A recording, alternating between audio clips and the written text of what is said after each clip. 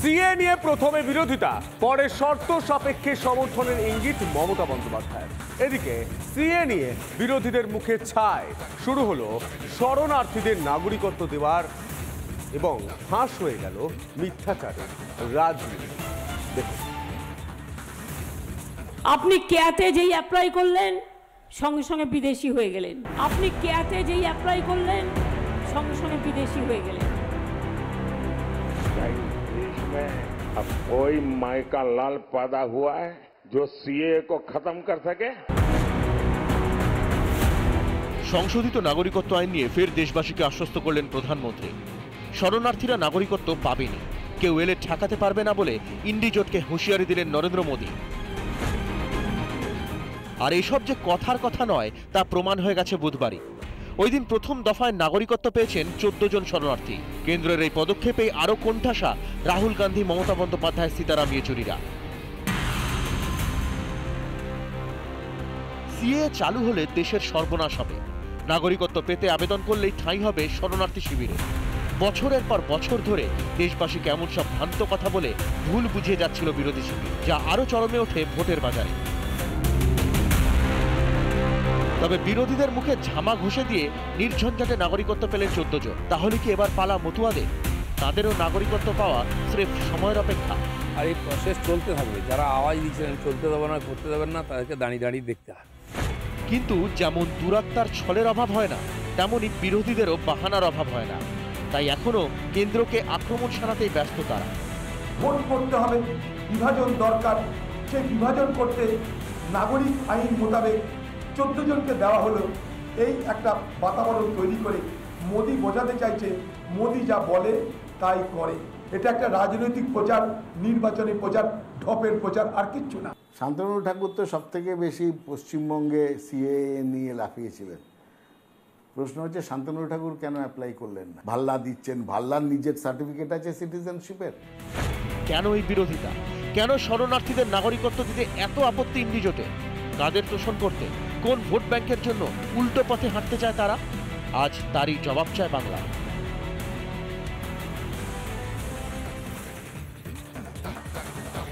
CA জন্যর আবেদন হয়ে গিয়েছে ইতিমধ্যে, শুরু হয়ে গিয়েছে আবেদন। সিটিজেনশিপ সার্টিফিকেট পেয়েছেন 14 জন। এবার সিএর আবেদনপত্র জমা দিতে ঠাকুরবাড়িতে মতুয়াদের বিরাট ভিড়। দেখুন,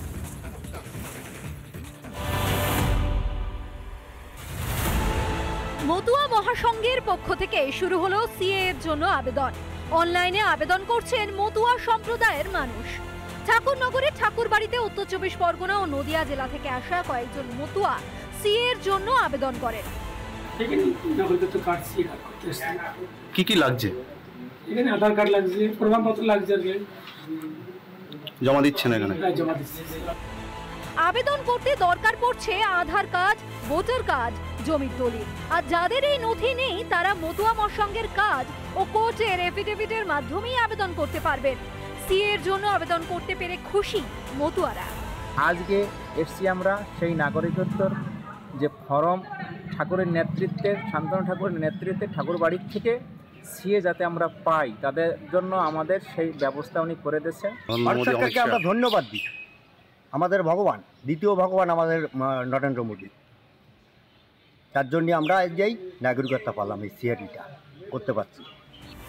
অন্যদিকে হাওড়ার বেগড়ি এলাকায় শ্রীরামপুরের বিজেপি প্রার্থী কবির শঙ্কর বোসের সমর্থনে জনসভা করেন মিঠুন চক্রবর্তী। আর সেই সভাতেও সিএ নিয়ে মমতা বন্দ্যোপাধ্যায়কে নিশানা করেন মিঠুন। আপনার নাগরিক বানানোর জন্য এটা সেটা যার নেই তা এখন করে নিন, জীবনে কোনো কষ্ট হবে না। আর যদি ওনার কথা শোনেন তাহলে আগের জীবনে কষ্ট আছে এ লিখে দিলাম। নাগরিকত্ব পেতে ধীরে ধীরে ঠাকুর বাড়িতে ভিড় জমছে মতুয়াদের। পাশাপাশি গোটা দেশের মানুষ মেতেছে নাগরিকত্ব পেতে। টিটপ বিশ্বাস ও বিশ্বনাথ দাসের রিপোর্ট, রিপাবলিক বাংলা।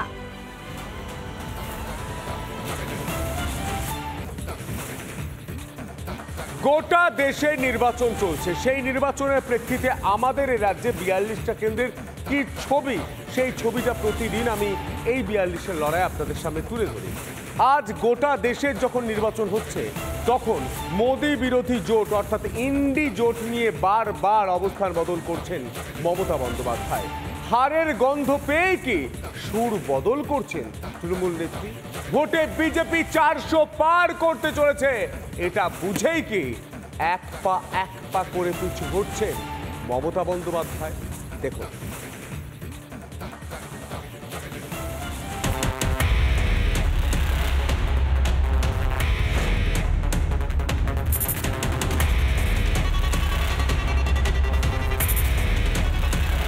ইন্ডিয়া জোট, এখানকার বাংলা সিপিএম কংগ্রেসকে ধরবেন না, ও দুটো আমাদের সাথে নেই, ও দুটো বিজেপির সাথে আছে। বাইরে থেকে সব রকম সাহায্য করে আমরা সরকার গঠন করে দেব।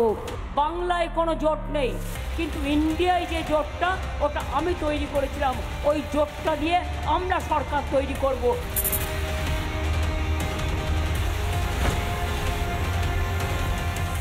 বদল বলে বদল, এই রোদ তো এই মেঘ। মমতা বন্দ্যোপাধ্যায় বোধ করি জনগর্জন ঠিক মতো পড়ে উঠতে পারছেন না, নাকি দেয়াল লিখন পড়েই কুল রাখি না শ্যাম ভেবে পাচ্ছেন না। মমতার বয়ান বদল অবশ্য নতুন নয়, এই তো কদিন আগেও সিএএ মানছি না মানব না রব ছিল, তৃতীয় দফার ভোট গড়াতে না গড়াতে প্রকাশ্য মঞ্চেই মেনে নিলেন সিএএ।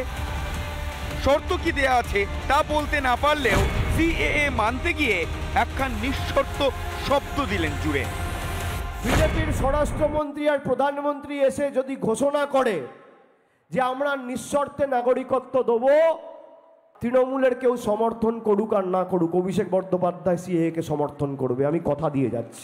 বিজেপি ভোট পাচ্ছে না, নিঃশর্ত কে অধিকার দিলে দাও, তা নাহলে বিদায় নাও।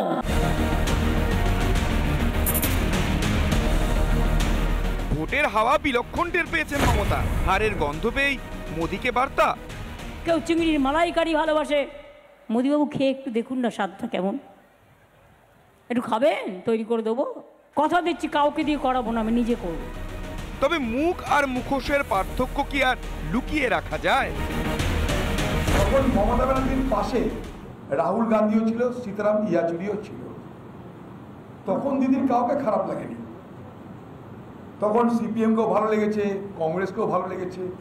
যত ইডি সিবিআই অরবিন্দ কেজরিওয়ালকে ধাওয়া করছে, জিজ্ঞাসাবাদ করছে, হেমন্ত সোরেনকে জিজ্ঞাসাবাদ করছে, জেলে পুড়ছে, দিদিরও পাল্টিবাজি তখন ততটা বাড়ছে। এই পাল্টিবাজি করতে করতে দিদি লাস্টে বলেই দিল ইন্ডিয়া জোটের সঙ্গে আমি আর নেই। আবার প্রয়োজন ইন্ডি জোটকেও। এখনো 3 দফার ভোট বাকি, তাও আবার তৃণমূলের শক্ত ঘাঁটি বলে পরিচিত দক্ষিণবঙ্গে। তাই নেই করেও বাইরে থেকে থাকবে বলে আশ্বাস। এই চালটাও বুমেরাং হচ্ছে বুঝে আবার ভুল বোঝাবুঝি মেটানোর হাস্যকর প্রয়াস। বাইরে থেকে সব রকম সাহায্য করে আমরা সরকার গঠন করে দেব। বাংলায় কোনো জোট নেই।